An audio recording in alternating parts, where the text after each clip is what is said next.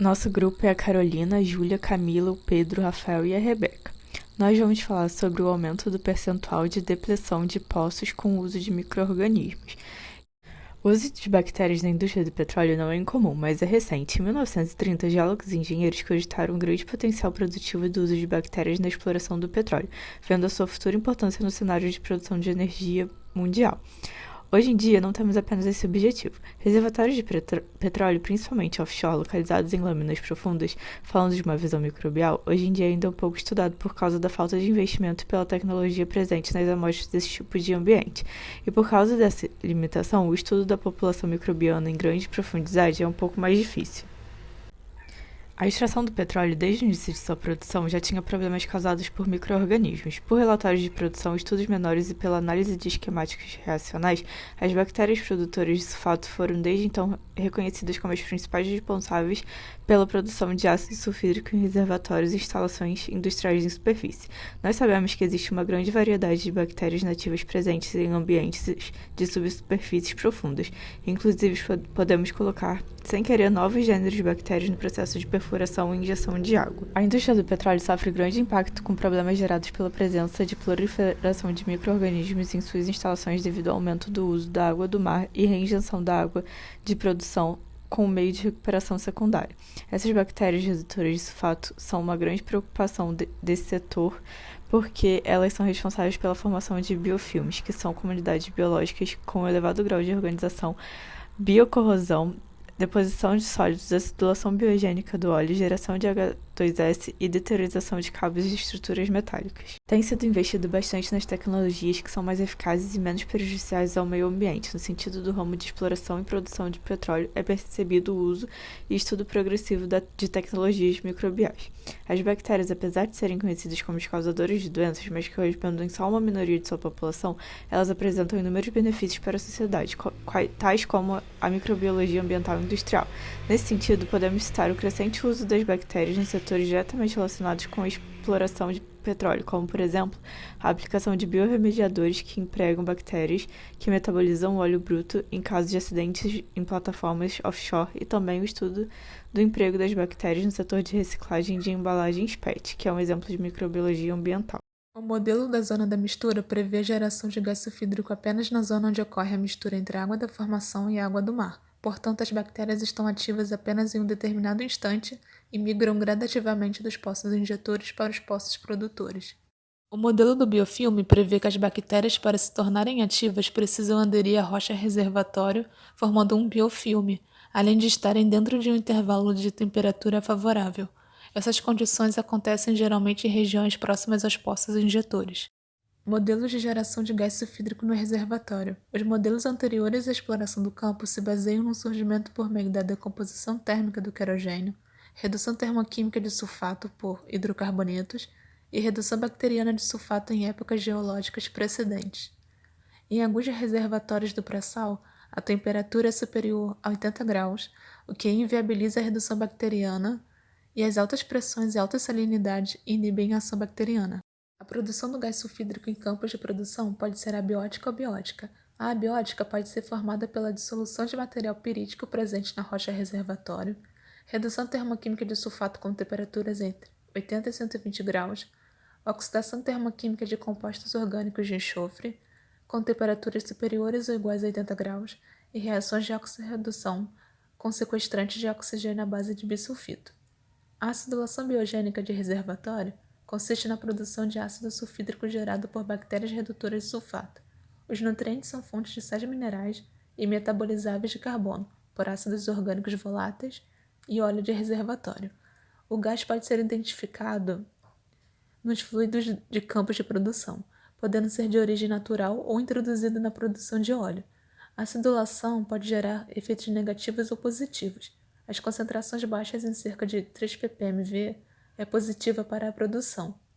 Esse gás apresenta um odor que aumenta à medida que torna mais concentrado, atingindo um cheiro forte de ovo podre de até 30 ppm. A partir de 100 pode levar à morte. No Brasil, o limite de exposição é de 8 ppm. Nas plataformas de exploração, ao monitoramento dos níveis de gás sulfídrico utilizando os métodos potenciométricos e iodométricos para análise em correntes de líquidos. Os micróbios vivem em até lugares extremos, resultando que sempre terá bactérias na exploração e produção de petróleo. É importante controlar e identificar a atividade microbiana através de métodos como a injeção de novos produtos químicos na água para o controle ambiental, novas direções para a recuperação de óleo via ação bacteriana, a biorremediação e a utilização das bactérias como agentes biodegradadores em casos de vazamentos de óleo em campos offshore, diminuindo os impactos ambientais. Um estudo de Gracia e outros, de 1996, mostrou pra gente que existem muitas evidências de que hajam bactérias nativas de campos de petróleo ao redor do mundo. Esse estudo analisou bactérias similares e chegou à conclusão que ao redor de todo o globo há bactérias muito parecidas que habitam campos de petróleo, que claro, ficam distantes e não têm nenhuma conexão um com o outro, o que pode evidenciar que essas bactérias sejam de fato nativas de campo de petróleo e tenham alguma importância nos processos bioquímicos dentro dos reservatórios. Nesse slide, a gente pode ver uma tabela que exemplifica essa questão de literatura inconclusiva, onde dos 12 trabalhos analisados, apenas 3 deles é possível dizer que há possibilidade da bactéria analisada ser nativa do reservatório estudado. Isso porque faltam dados com relação à temperatura e salinidade ótimas com as quais essas bactérias sobrevivem e se reproduzem. Tanto a aplicabilidade de métodos de recuperação terciária, lançando mão de micro-organismos, quanto os processos de corrosão por agentes biológicos podem ser entendidos através de microbiologia de reservatórios. No entanto, existem muitos desafios envolvidos, como o custo elevado de amostragem microbiológica, que exigem toda uma armazenagem especial para que essas amostras não sejam contaminadas, e o perigo dessas próprias amostras já estarem contaminadas antes mesmo da coleta, por conta da invasão de espécies exógenas, seja pela contaminação da coluna de produção ou por conta da injeção de água do mar nos campos onde a recuperação já é secundária. Por outro lado, a literatura também é muito pouco clara. Faltam estudos, qualidade desses estudos e mais experiências conclusivas in situ da aplicação dos métodos mais corretos para a realização do estudo da microbiologia. No Brasil, o fato da nossa produção ser em grande parte offshore é um grande complicador dos estudos nesse sentido. Os grandes desafios nesse estudo e na introdução de micro-organismos externos ou até mesmo do estímulo ao crescimento dos organismos nativos dos reservatórios estão justamente nas limitações de temperatura e salinidade. No mundo, as bactérias mais termofílicas, ou seja, mais resistentes à temperatura que foram já encontradas, elas resistem a no máximo 120, 130 graus Celsius. Mas os limites práticos, por conta da disponibilidade de nutrientes, estão na casa dos 80 graus Celsius. No gráfico ao lado, é possível ver a correlação entre salinidade e temperatura em diversos estudos já realizados. No gráfico à direita, é possível ver que quanto mais salino e quanto mais quente, menor a possibilidade de você encontrar bactérias vivas dentro do reservatório, que vai evidenciar limites da aplicação dos métodos de recuperação avançada usando micro-organismos, e também ajudar a entender se o tipo de corrosão encontrado nas plataformas tem a ver com micro-organismos.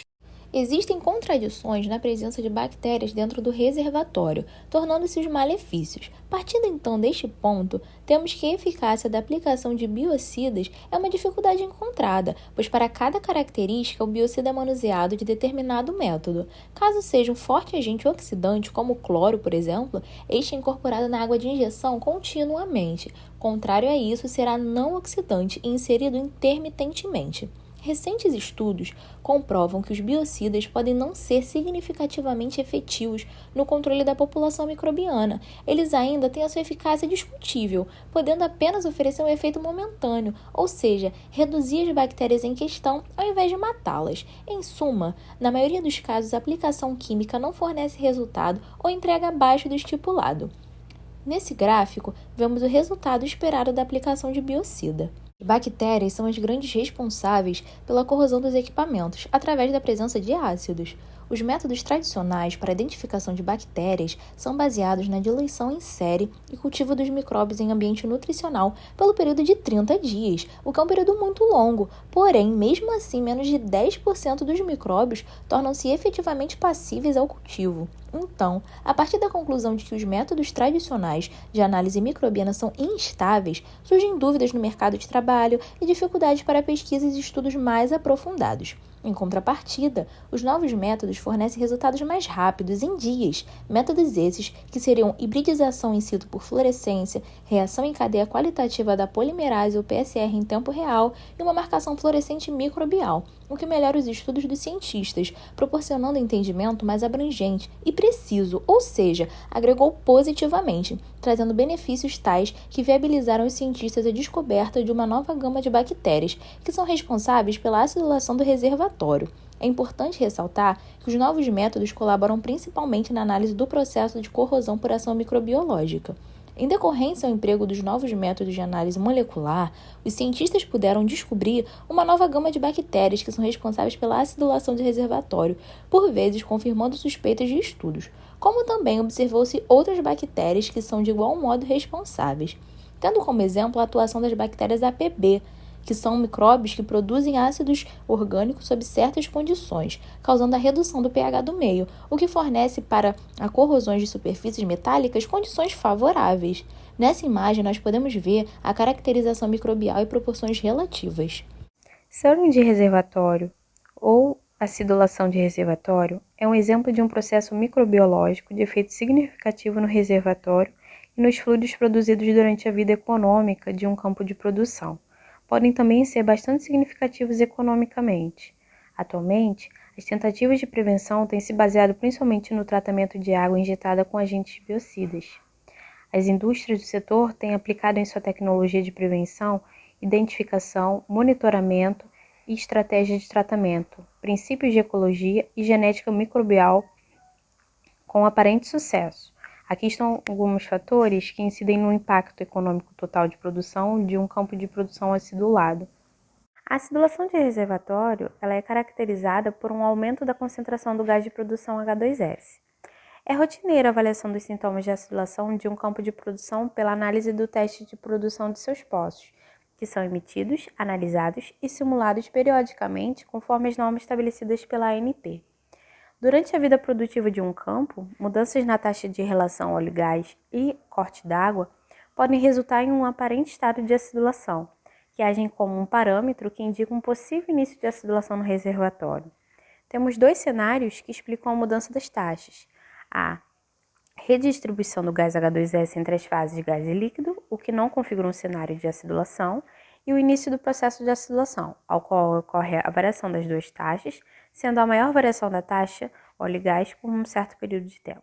Rotinas de monitoramento de poços com análises de teor de H2S no gás produzido são amplamente utilizados, para que assim tenhamos uma quantificação da concentração do gás H2S.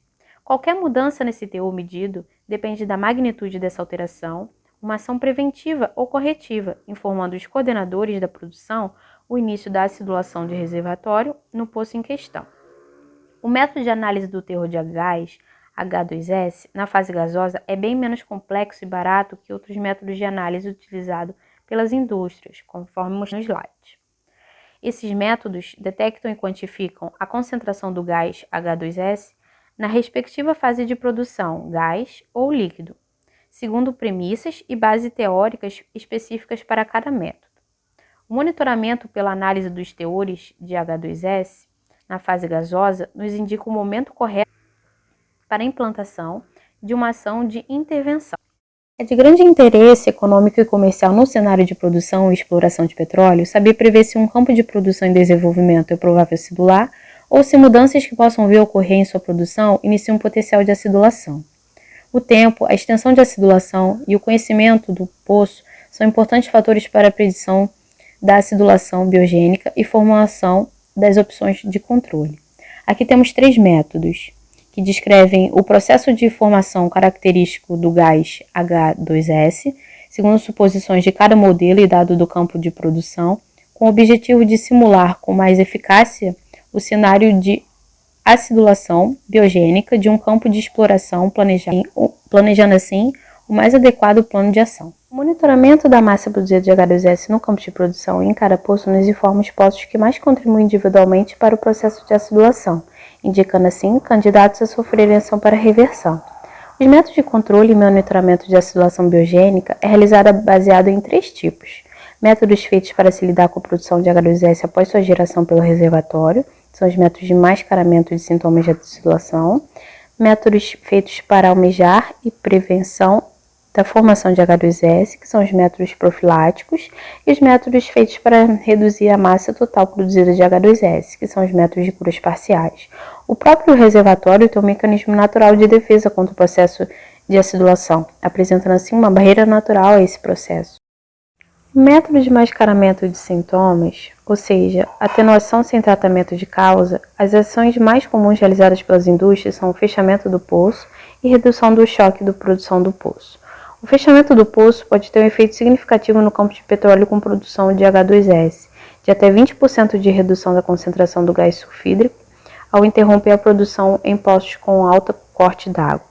Efeitos significativos similares podem ser obtidos com medidas menos radicais, tais como o isolamento da área de reservatório com alta produção de H2S, seja pelos processos mecânicos, de plugs, ou químicos, de cimentização ou adição de outras substâncias químicas. No método das curas parciais, o uso de biocidas vem sido usado no controle da acidulação de reservatório por ação bacterial. Para o controle de acidificação biogênica, podem ser alcançadas pela seleção de produtos químicos que são adicionados na água de injeção, a fim de excluir a fonte nutricional das bactérias BRS. Certos biocidas mostram resultado na redução de até 25% na vazão de produção do gás H2S. Para garantir a eficiência da operação, a injeção de biocida deve ser repetida a uma certa frequência que leva em consideração o crescimento ou a taxa de recolonização das bactérias redutoras de sulfato. Métodos profiláticos são intervenções realizadas para prevenir o aparecimento da acidulação do reservatório. É possível a produção de H2S por outras atividades de risco, tal como lamas de perfuração, injeção de água para recuperação, fluidos de fratura e conversões químicas, entre outros. Nos reservatórios de petróleo, possuem alguns tipos de bactérias redutoras de sulfato, como as bactérias de gênero termofílicas e mesofílicas. Um método profilático bastante usado no mercado de trabalho petrolífero é o tratamento de água injetada com nitrato. Diversos mecanismos foram propostos a fim de explicar a inibição das bactérias BRS pela injeção de nitrato, e aqui estão algumas citadas. Descrevendo melhor a tecnologia. Estima-se que cerca de 2/3 do petróleo permaneça no reservatório após a produção primária. A recuperação microbiológica avançada de petróleo, MEOR, em português, recuperação microbial avançada de petróleo, se baseia na versatilidade metabólica de micro-organismos, os quais podem se desenvolver isolados ou em consórcio, sintetizando surfactantes, polímeros, ácidos e gases que irão atuar forçando o deslocamento e facilitando o transporte do óleo das formações geológicas. Na MEOR, pode-se injetar micro-organismos previamente selecionados e isolados e injetar nutrientes estimulando a microbiota nativa, que produzirá os metabólitos. Vantagens e desvantagens deste processo. Vantagens: processo autossustentável, sem necessidade de energia, processo que não depende do preço do barril do petróleo, resultados rápidos devido ao seu caráter reprodutivo e atividade metabólica. Não agride ao meio ambiente, já que as bactérias são organismos naturais presentes nos campos de produção. Desvantagens: alta salinidade, alta temperatura, altas pressões de reservatórios, geometria de poros dos reservatórios de produção também é um fator de desvantagem.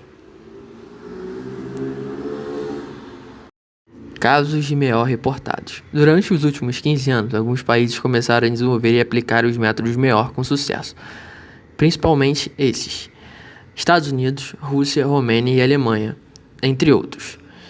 Mais de 300 casos de aplicação dos métodos MEOR para estimulação de poços foram reportados nos últimos anos, a maior parte destes para campos onshore. O O Brasil pouco investe no estudo dessa tecnologia aplicada no setor de exploração e produção de petróleo, apresentando assim seu uso em caráter de teste em poços pilotos ou poços maduros em decaimento de produção. Porém, nos últimos anos, percebendo seu crescente emprego e pesquisa voltada para setores de conservação do meio ambiente, tais como biodegradação de vazamentos de combustíveis em alto mar, contaminação de solos e biodegradação de polímeros.